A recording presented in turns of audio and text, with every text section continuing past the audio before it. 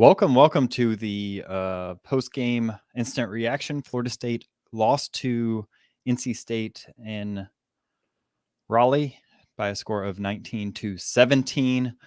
Florida State had a great first half, was leading 17-3 at halftime, then proceeded to lay an egg in the second half. So I think Paris Jackson here sums up how a lot of people are probably going to feel about this game, which was the dropped passes and the penalties are really what killed you. But I think me and AB were kind of talking throughout the game.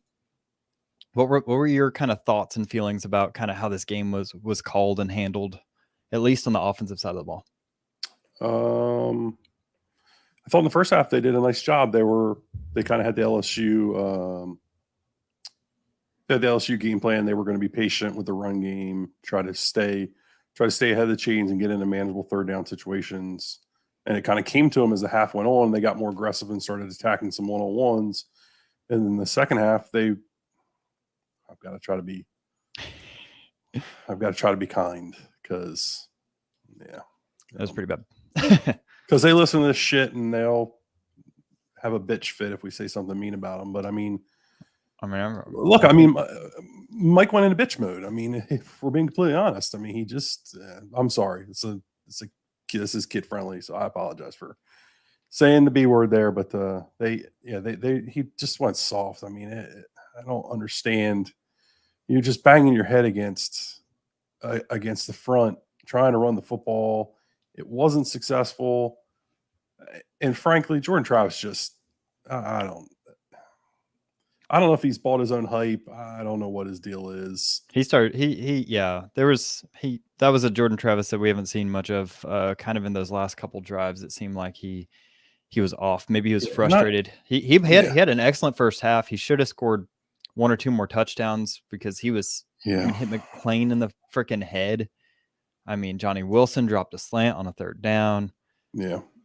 I mean, Biscuit dropped a first down.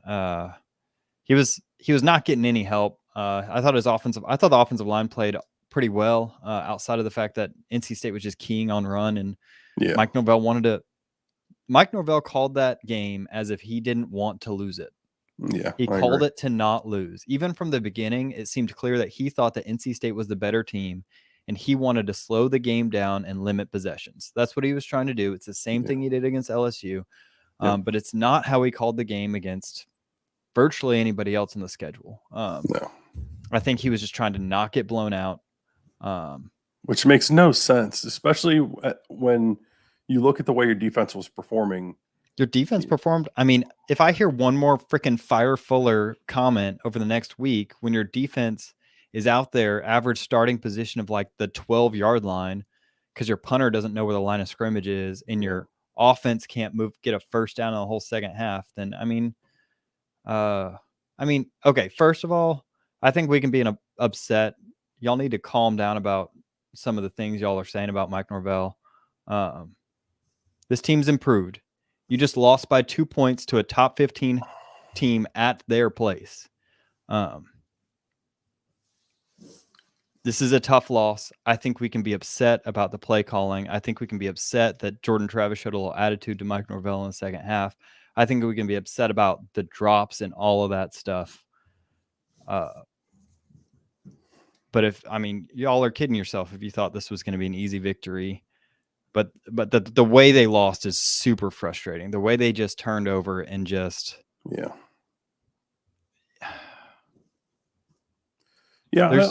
don't know. There's no reason you should lose that game.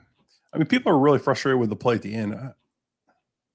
I'm more frustrated that I'm not mad about that play. I mean, it sucks that an interception happened, but it's a play you scored on a touchdown earlier.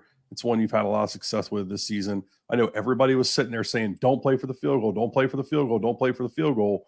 You take a one-on-one shot, and they just miscommunicated it. I mean, I'm not sure what Micah thought he saw, but he looked like he either stopped or was breaking to the inside, and Jordan threw it to the outside. I mean, it really was just kind of they weren't on the same page there. I don't know. It's a bad trend for Jordan. This is 2 games in a row where he's played like garbage.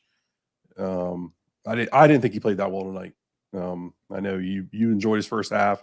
thought he was okay in the first half. Missed, he took some shots, but I don't know. He just doesn't look like he's willing to. His feet look happy. He's not willing to kind of stand in there and deliver Yeah. the football. I'll agree with that. Like I said, I don't know if he's bought his own hype. I don't know if he's afraid of the leg. I'm not sure what exactly is going on there. It was nice to see him running the football again. I would have thought that had brought some confidence to him. Thought there were a few chances for him to step up in the pocket and take off. He didn't take.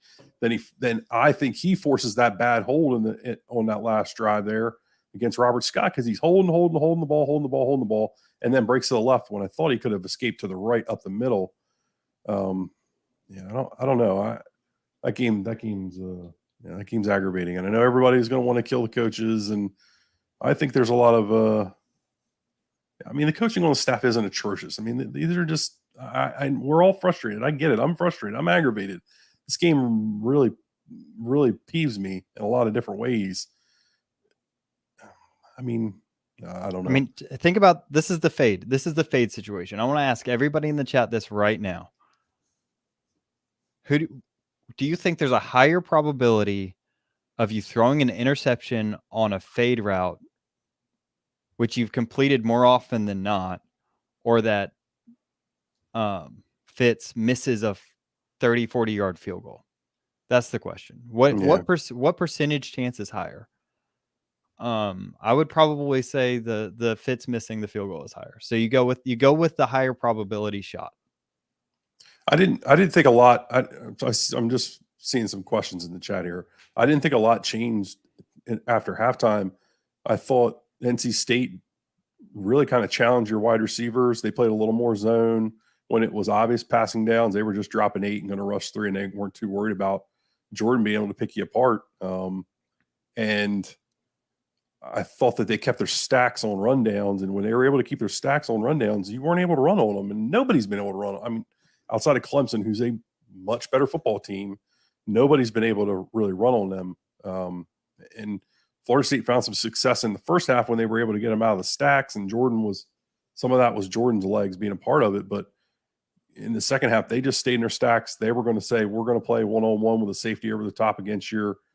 They were begging you to just sit there and throw the football. And for some reason, Mike wanted to get cute with play actions, do all this crap. Just throw the football if they're asking you to throw the frickin' football. I do not understand. I really kind of thought Jordan should have thrown it about 40, 45 times this game. I don't know why they didn't. So a lot of people are asking, why didn't we throw the ball to Johnny more? The last play, he looked like he had one-on-one. I don't know why you didn't throw to him there. The safety was shaded that way some, but he was playing more middle of the field. He wasn't cheating to Johnny. I thought if you're going to throw that there, throw it to him. But again, Mike has got one-on-one coverage, and obviously Jordan trusts him. They had a miscommunication. It's the same play we scored a touchdown.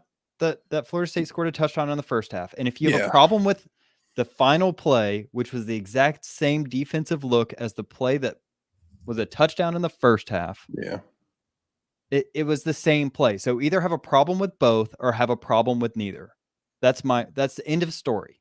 Yeah. You're a hypocrite otherwise. Yeah. And a lot of people are frustrated with their ability to run the ball late. I'm good at this. Is very simple. And you need to just put your thinking cap on right now as far as the run game at the end of the game. They went with a lot of heavy personnel. Yep. You were essentially playing 2 defensive tackles at that point and 4 or 5 defensive linemen overall. They kind of had you at that point. I mean, they kind of had you worn down. It was a miracle they didn't put a touchdown in there. This was a dumb game. This was a stupid game. I've never in my life seen a punt beyond the line of scrimmage. You just think about that sequence. I mean, you had that, they give them a short field. You come back, you can't move the ball, you give them a short field. You throw an interception, you give them a short field. It's a miracle you held them to 19. It really was a hat tip to the defense. I know people are frustrated. Well, they're running the football. Look, I mean, you're playing Josh Farmer, Jarrett Jackson, and Malcolm Ray there at the end. And I don't know if I said Josh Farmer. I might have said Josh Farmer. But, I mean, that's what you had at the end. The interior defensive line, and they created a lot of gaps with an unbalanced, heavy personnel that they were able to run the football on you. So that was kind of what was going on defensively. I really kind of tip my hat to them for keeping you in the football game. The defense, yeah, The defense is the only reason you had a chance because the offense peed down their leg. terrible. It really has got to start with Mike. He's gonna.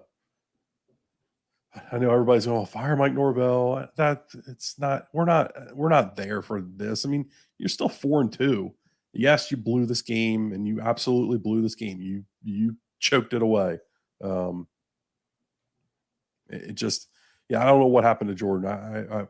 I'm anxious. I'm not anxious because I don't want to watch it again, but I'm curious to watch it again to see kind of what was going on the back end and why they wouldn't take more shots, because we've seen Mike take shots, one-on-one shots. It just like you said, it almost is like he just played to not lose the football game and just decided, all right, we're going to try to run.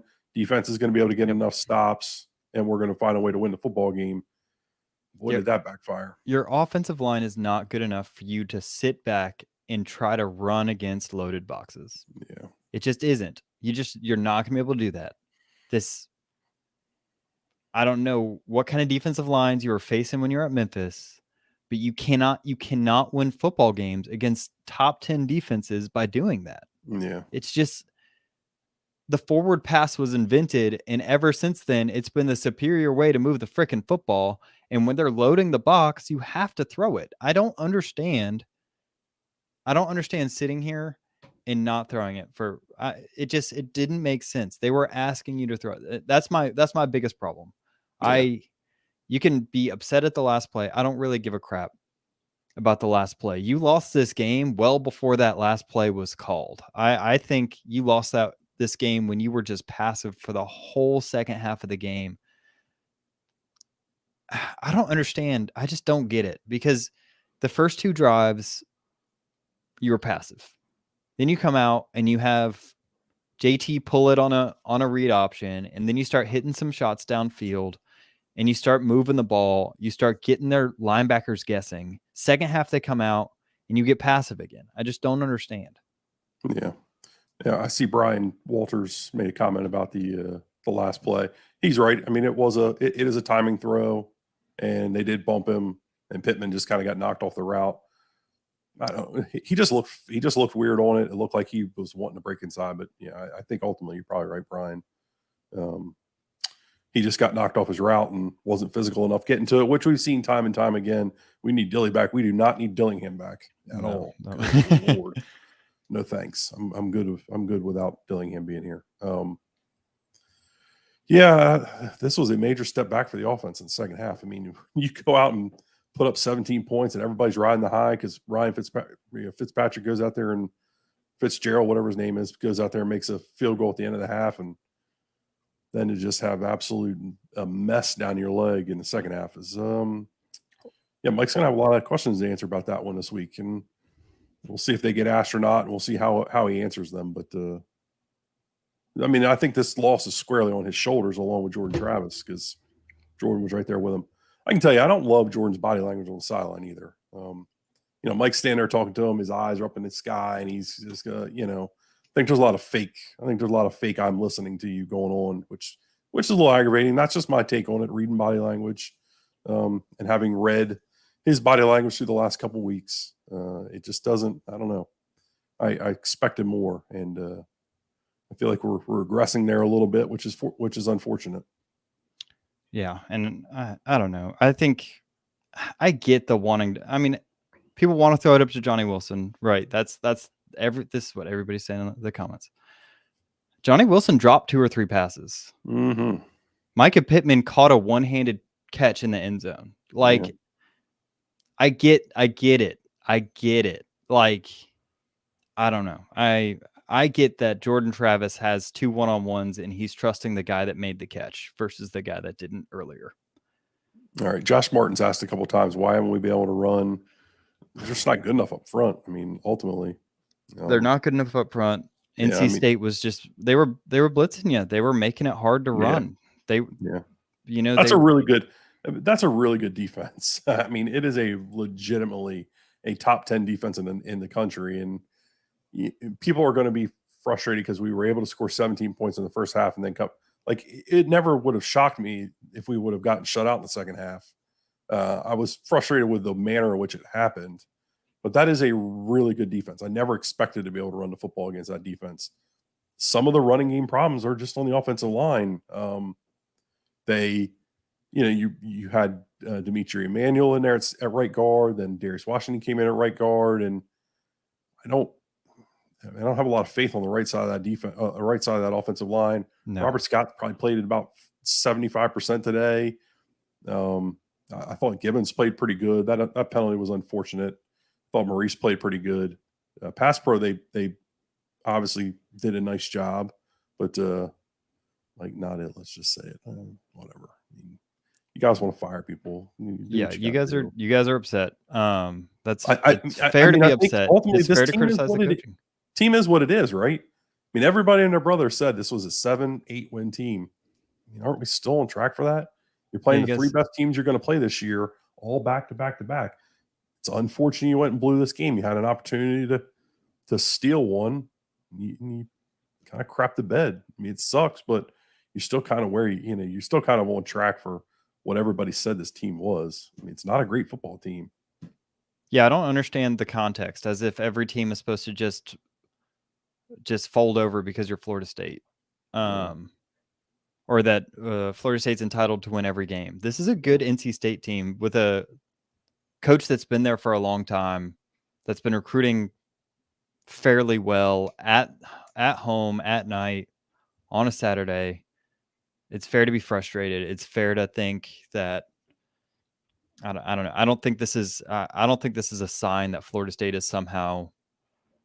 This is it's like the Wake game. If you were surprised that Florida State lost to a good Wake team, I don't think you've watched enough Wake football. If you're surprised that you're just not watching enough of these other teams playing football, you're 4-2. You play a top 10 Clemson team that's firing. That's playing good football. They didn't look terribly great tonight, but they're playing good football. You're probably going to lose that game. Yeah. End of story. Well, I'm glad to see Mike Norvell. I guess in the post game, he said that the game's 100% on him. I mean, I think ultimately it is. He went into a shell in the second half and I agree. Decided he was going to coach not to lose a football game. And when you coach to not lose, you end up losing. We've seen it time and time again across college football. I'm glad he took responsibility, but he's got to do something about it. I mean, he does need to legitimately get better coaching situational football at Florida State University, because he's not been good enough. And if in a year or two he's not here anymore, it's going to be those situations that are going to cost him his job. I don't think we're anywhere near that point, but it is worth kind of writing down in your notebook that this continues to happen, and it's frustrating. Yeah, I think this is one of those things you note down, you remember. I don't think Florida State has. I think you can hang your hat on a couple of games last year where Florida State lost because of coaching. Mm-hmm. I think this is the first game you've really lost because I feel like Florida State had the better team and lost. But even then, it's hard to blame coaching when kids are dropping touchdown passes. It's hard to blame coaching when you get a 3rd and 2 that becomes a 3rd and 17 because a kid hits someone after the snap, after the whistle. I just don't understand. Coaching is a big part of this. I think I disagree strongly with the play calling and the game plan of the second half, and really the offensive game plan the whole time. Mm-hmm. But this was you lost this football game. Yeah. Some of the I see a lot of commentary about penalties. I mean, if we're being completely honest, some of those penalties were complete garbage. But I mean, hey, they threw them, so it is what it is. I mean, the roughing the passer call was terrible. There were quite a few that were not very good tonight. That, I mean, I thought kind of really started the process of getting NC State back into it, but then ultimately, you got to switch the momentum, and they weren't able to do that. Yep. There's no reason I'm not giving in. This is on coaching. Yeah. So this is a one peg in the story of Mike Norvell's tenure here, right? Yeah. If these continue to happen where the game plan is befuddling and you lose because it just makes no sense what's happening, then yeah, I think the question is there. This team is better than it was last year. Wake last week looked like last year's team. This year didn't. This week didn't. You lost to a good team. You kind of were worried about losing. You kind of got really conservative. If you want to fire Mike Norvell, you're probably trying to hire someone else, and you probably have a name in mind who you're trying to hire, and that's just a different story. I just don't. Yeah, I don't know what else to say. Yeah. I see a lot of commentary about the quarterback run game. I want to go back and look. We'll go back and look at it. Yeah, we'll watch film. We'll watch the film, see what was there. I did think there were a few times that he could have kept it and run it. A lot of that stuff's Jordan's call, though. I mean, he's making reads on those plays, so it's not. I mean, that's not necessarily. No, we don't want Dion. Stop with that nonsense. A lot of that's on Jordan making the read, though. So, there's times that Mike can call it, but I mean, you're putting Jordan in a lot of read situations, and he's got to read it right. The 2 interceptions were 100% on Jordan. Yeah, I mean, that's not like, I know it's easy to say, oh, why are you calling those plays? But yeah, I mean, it is what it is. And your kid goes out there and throws a pick. You didn't call the play thinking he was going to throw a pick there. So Coach, you're talking about. All right, so people are basically saying because we don't fire the whole staff and think that this is the worst football team ever. Yeah. That we're somehow protecting people. Yeah, I know I'm as frustrated as everybody in this chat right now. So just trying to give you honest opinions on what I saw from the game. Again, it was, I just watched it just like everybody else, sitting on my couch and texting Kev and Brendan the whole time. And so just trying to give the thoughts that I thought were there. Jordan wasn't able to make Jordan wasn't able to make the correct read all night. Yeah, I didn't think Jordan Travis played well, which is frustrating because teams are clearly seeing that they can drop 8 against Jordan Travis and get him flustered. So I expect to see a lot more of it. Well, when you get 8 in the box, what does that mean? Not run. Yeah, they didn't play with 8 in the box a lot, though. I mean, they played with 6, sometimes 7. Man, I didn't think that NC State put 8 guys in the box a whole lot. By the end, they were able to keep their stacks, and those stacks are tough to handle. And this offensive line isn't that good. It was never going to be great. It's gotten worse with all the losses that you've had. So, I mean, it just kind of is what it is. There's a reason a lot of really good defenses play the tight front so they can stop the gap run game. We tried to run some counter. They were able to chase down pullers and create a pile. They started blitzing like crazy. So catching and tackling are still an issue after 3 seasons. Yeah, I see a lot of the 3-season stuff. I mean, those things are issues because the talent level still is not. I mean, those issues go away when you've got elite talent. Until you get elite talent. And it's gotten better because the talent's gotten better, but it's not there because you're not elite anywhere yet. So I mean, until you get elite, you're going to have inconsistencies. But even look at Alabama. I mean, they're struggling with Texas A&M tonight, and Texas A&M got awful. So, yep, it's football. I mean, there are things that go your way. There's things that don't go your way. You dropped a couple passes that were big. Couple penalties didn't go your way. You made a risk at the end of the game that didn't pay off for you. We can't all be that team in Gainesville that just gets away with everything. Everything bounces their way. Yeah, I mean, the defense, there's some places to shore up, but when you just held a team to a field goal after some penalties that probably shouldn't have been called were called against you, and then your offense lays an egg and gives the ball back to the other team on your own 25-yard line, like, yeah, things are going to happen.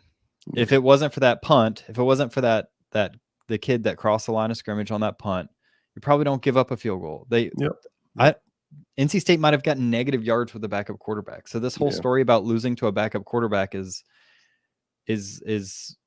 false. You didn't lose to a backup quarterback. You lost to that defense. That defense shut you down. Yeah. They turned you over in the second half. Yeah, turned you over. That first interception was a play that really I haven't seen from Jordan Travis in 2 years. I haven't seen him throw a ball that's that questionable in a long time. I just why doesn't Mike Norvell let his offensive coordinator call? Okay, that's a whole nother bag of beans. Yeah. So if we look at the stats, you outplayed NC State. It's another story of getting more yards per play, but not converting that to a victory like against Wake Forest. It's actually kind of surprising. Florida State got 7.36 yards per play. One thing that's a concern moving forward is just this team's inability to score in the red zone. It's becoming more and more of a trend where Florida State can drive the football but not finish. Yep.